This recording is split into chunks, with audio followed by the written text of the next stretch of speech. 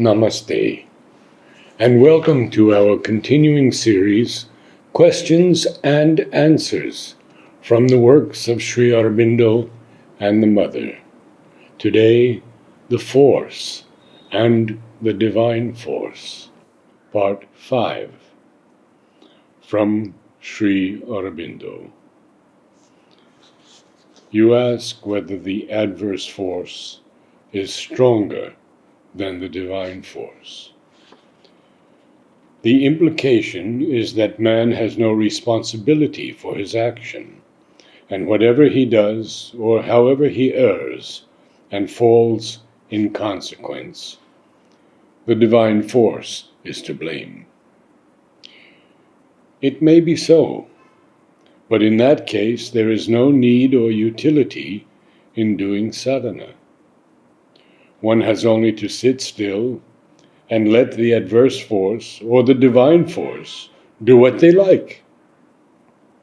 According to that theory, the devil was quite right in telling Christ, "Cast thyself down from this mountain, and let his angels come and upbear thee." And Christ was quite wrong in rejecting the suggestion and saying, "It is written, thou shalt not tempt," put to a test, "the Lord thy God."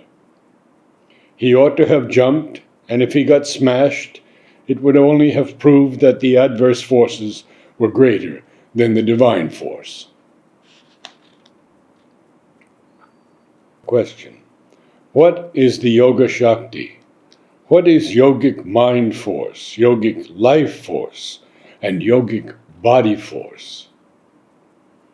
Sri Aurobindo. In the yogic consciousness, one is not only aware of things, but of forces.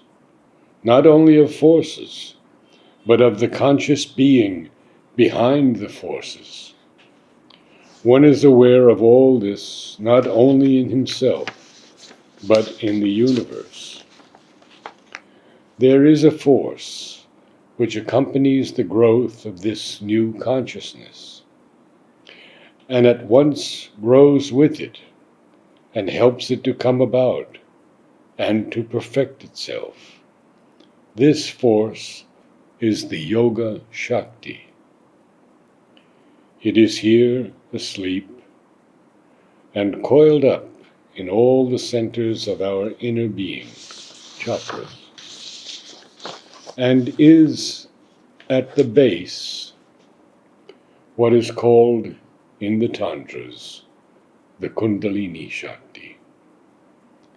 But it is also above us, above our head, as the divine force, not there coiled up, involved, asleep, but awake, conscient, potent, extended, and wide. It is there waiting for manifestation, and to this force we have to open ourselves, to the power of the Mother. In the mind, it manifests itself as a divine mind force, or a universal mind force, and it can do everything that the personal mind cannot do. It is then the yogic mind force.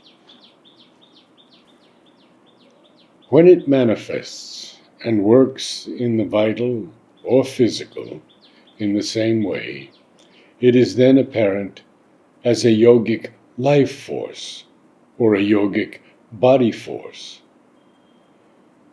It can awake in all these forms, bursting outwards and upwards, extending itself into wideness from below, or it can descend and become there a definite power for things. It can pour downwards into the body, working, establishing its reign, extending into wideness from above, link the lowest in us with the highest above us, release the individual into a cosmic universality, or into absoluteness and Transcendence. 23rd March, 1933. From the Mother. We are at a moment of transition in the history of the earth. It is merely a moment in eternal time, but this moment is long compared to human life. Matter is changing in order to prepare itself for the new manifestation. But the human body is not plastic enough and offers resistance. This is why the number of incomprehensible disorders and even diseases is increasing and becoming a problem for medical science.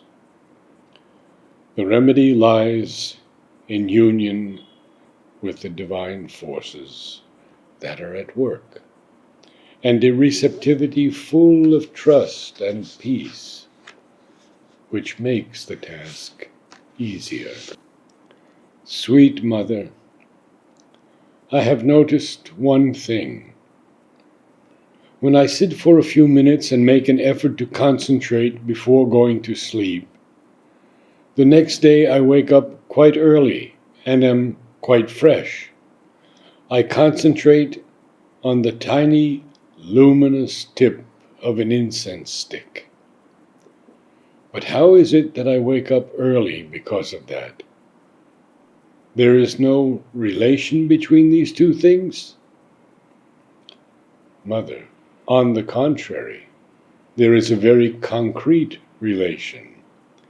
When you concentrate before sleeping, then in your sleep you remain in contact with the divine force. But when you fall heavily to sleep without any preliminary concentration, you sink into the inconscient, and the sleep is more tiring than restful. And it is difficult to come out of this sluggishness.